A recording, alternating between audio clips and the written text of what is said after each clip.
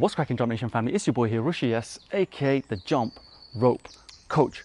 Welcome back to my channel, peeps. Hope you're keeping safe and well out there. Today's video is going to basically be a really in-depth rope care instructional video, right? I want you to get the most out of your skipping rope, especially if you're buying from us or any other company or brand out there. I want you to be flying boss the right way and look after your skipping rope. So stick around after these quick messages and we're going to get into it. Peace.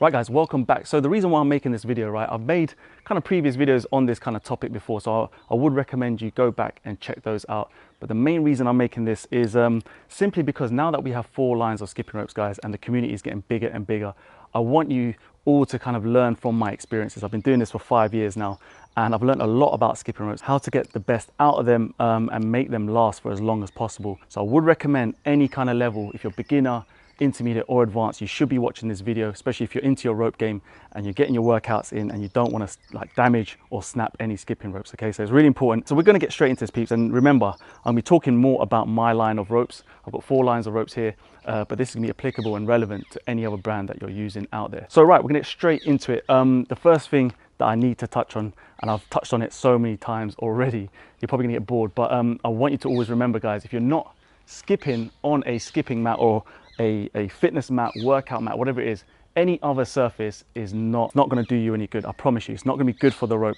And I want you to think about this analogy, right? Imagine you are, going to buy some soccer shoes or football boots, wherever you call it in your country. You pick up these football boots from the shop, you go home, you take them out of the box, you put them on your feet. You're not going to step out onto concrete like this or go into the gym and start playing football with your football boots on, which have the studs, etc. You're going to go and find a grass pitch, a park. And it's the same with a skipping rope, right? They are made and they are built for purpose, right? Which is to be on a mat. When you have a kind of speed rope, PVC coated vinyl rope, even if you use the steel wired ropes out there, they're still not made to be used on concrete. And the reason is that when you are skipping on concrete, peeps, you're going to get a massive and horrible impact for this rope. Like, the rope is not going to like it, especially if you're on an uneven surface, gravel, something like tiled floors, which have grouting in the middle, decking, wooden floor, just anything hard surfaces that is not a mat. You're going to put this rope under a lot of pressure, simply because if you're skipping and it's clipping the ground, for example, you're going to get uneven bounces. It's going to wear away the vinyl or whatever. Again, if you're using steel wired ropes, for example, it will wear away any single rope, right? Even if you have this bad boy, the legacy rope, which is thick, super thick, right? 10mm thick vinyl, right? You don't want to be using this on concrete either, because again, PVC vinyl plastic does not like this surface.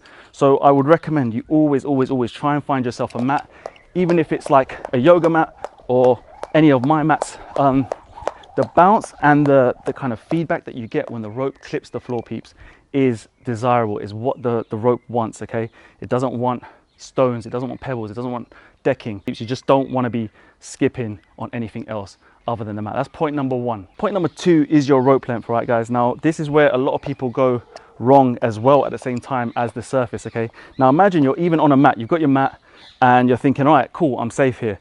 The problem is that if your rope length is way too long, again, the rope is not going to like it and you're just going to damage the rope for a couple of simple reasons, right? Imagine you're skipping here. I'm going to exaggerate this movement, and the rope is out here right in front of me, and what it has to do is now it has to go round, drag along the floor, get a lot of friction, go underneath my body, and then go back around again. Like, it doesn't want to do this. It doesn't want to get this long drag, this friction. You've seen boxers, you've seen myself use longer style ropes, but we change our technique up, right? We have to change our technique up so that you get light skips, right? You get light clips on the floor.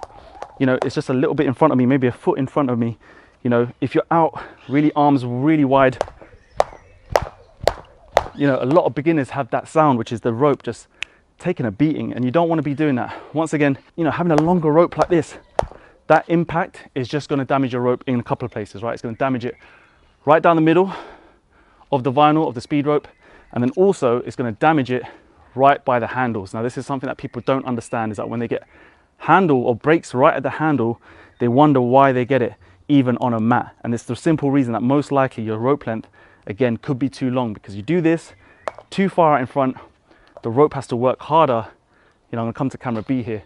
The rope has to work harder at the handle to get around, to rotate, and that's when it starts to cut into the handle. This is no fault of the skipping rope or the handle or bad design. This is just how the rope is being used. It's not being used optimally and the rotations are not right, okay? You want it to be a shorter rope, all right? Not too short where it messes up your technique. You just don't want it too long so that it's, you know, hitting way out in front of you. Really bad, harsh impacts, friction like that. It just doesn't like it, right? At the handles or down the middle. And that's why you're gonna probably experience breaks at either point, most likely. So the third thing is your technique, guys, all right? Now, again, this is something a little bit misunderstood here. Imagine now you've got good rope length, you're on a mat, and you're thinking, right, home, clean and dry, like everything should be fine. You're skipping away. This is what I see really often. Okay, now you look at that and you probably think, oh, that looks all right, doesn't look too bad, right? The problem here is, I'm gonna come to camera Bree, is your technique of how you're getting the rope around again. Now, when you're harsh with the revolutions, with the rotations, right, and you keep this 90-degree lock on your wrist and you rotate like this, okay, this is gonna not be liked by the rope because, again, you've got the rope coming around this axis and then your handle is at this axis. And what all you're doing is really just allowing this rope to start to wear away again at the handle and get chopped up. This is why I always talk about this rotation method, which has always worked for me, but it's always worked for me to not break ropes as well, which is you rotate with the rope with the thumbs going forward, all right? Now I'm gonna get some slow motions on the camera here, but the rotation method that looks wrong and that is gonna lightly break ropes again is a harsh revolution right here to the side. My wrists are locked. And all I'm gonna do is just I'm gonna chop this rope up by the handle.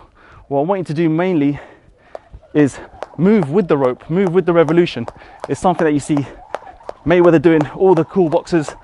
It's gonna allow you to get better technique and better transitions, like I always mentioned, but at the same time, it's gonna look after the rope simply because you're rotating with the skipping rope. You're not out here rigid and allowing this rope to rotate like mad like this, okay? A lot of people will snap ropes whilst they're doing things like double unders. And again, it comes down to technique. Rather than having a smooth action that could look like this,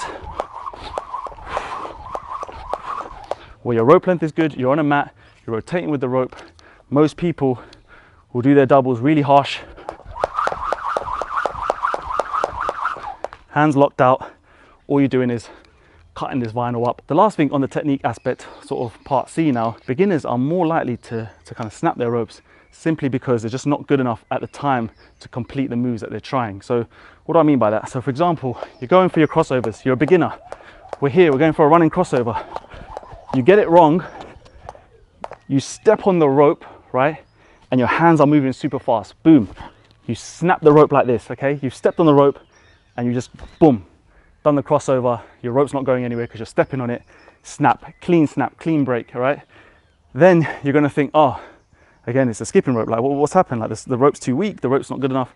Again, you have to understand this is PVC vinyl. It's going at a super fast speed, really quick. And you've just stepped on it with your hands moving at different directions and you're just gonna yank it. You're gonna have this quick, we're talking super fast, right guys, yeah? And it's the same when you do double unders. Some people are doing double unders, going really fast with their wrist, boom, boom, boom. Step on the rope, and then they yank it for another double under. All that's gonna happen is you're just gonna more than likely damage your ropes, okay? You're just gonna damage your ropes. And again, as you get better in time, as I found as well over the years, you will tend to make sure that you just don't step on the rope and yank it. So that's what's gonna really keep your rope safe as well at the same time. So keep an eye on your techniques, guys. Keep an eye on if ever you do damage your ropes. What's happened during this moment, like when you've damaged it? Is it a rotation? Is it a wrist issue? Is it harsh rotations? Are you slapping the rope on the floor? Which I see all the time, people, beginners usually as well, trying to go super fast. The rotation isn't fast, it's your arms hitting the rope on the floor, like harshly. That's what gives you the thought that you're going fast, but it's not. You wanna get clean, quick revolutions rather than, right? There's a difference. So you have to just take care of your rope. Like I said, remember these analogies that I'm throwing at you, right? When you're bouncing a basketball, right? You want soft, controlled hands. You don't want to be slapping that ball. You're not going to get the best control out of it. You're not going to get the most out of it.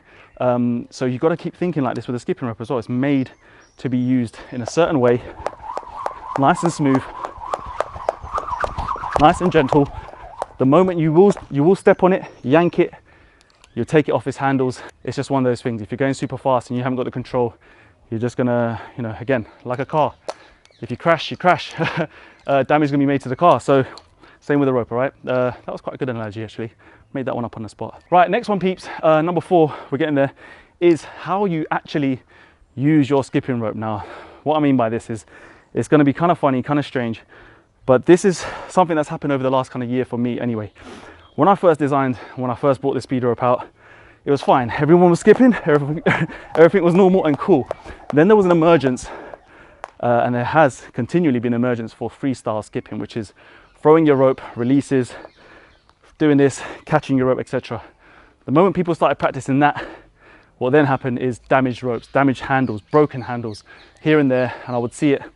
Now again, this is not what it's been designed to do, guys. The skipping rope has been designed to stay in your hands, and I love the freestylers out there. I love this, the skills, the techniques. It's unbelievable what they're doing. But you have to remember, if you're practicing this, practice on a mat, okay? Just please practice on a mat. And it's another reason, again, why I brought out the icon rope, okay? The icon rope. Okay, so this is the icon rope. We brought the icon rope out specifically for beginner freestylers or intermediate freestylers, anyone who wanted to just practice throwing their rope and just smashing it around the place, okay? This is a polycarbonate, a very special polycarbonate handle composition, and it is made to be thrown around. The money rope is just made to stay in your hands, guys. Simple as that. If you want to, again, practice freestyle, go for it, but just make sure that you've got some cushion. At the same time, I'm also looking to bring out a new style of money rope, which is going to have handle grips on it, okay? So this is going to allow you guys to have the shorter handle and still practice any freestyle kind of techniques and moves out there. So that's coming very soon. I'm going to show you that right now. I've got it right here. So this is the new money rope grip that's going to be coming out very soon. And that's going to be included in the packaging for the money rope, again, to allow people to protect their handles and ropes more. Now I'm going to do something that I really don't want to do, but I'm going to have to do it. Right, so I'm going to quickly show you a quick smash proof test, right? I feel a little bit uneasy doing this to my skipping rope handles, but for the icon rope, we've already done this type of testing before.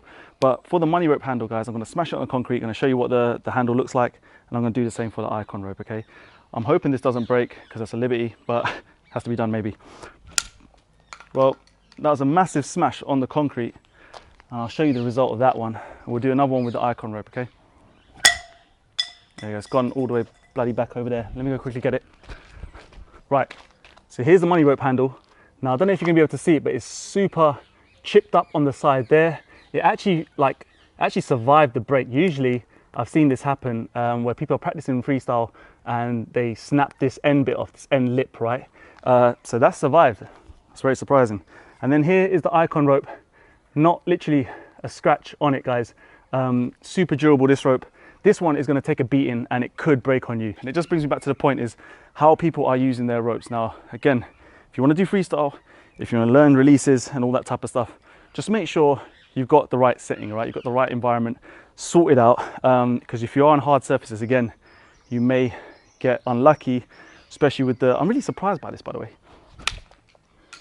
It's still not breaking. That's super strong. That is super strong. But anyway, the money rope is made for staying in people's hands. Simple as that. As future kind of development happens and things like that, and I want to make a short handle kind of freestyle rope, which is not like the icon, which is a long handle, then yeah, we'll look into different kind of compositions. We'll maybe look into polycarbonate again. This stuff is mad.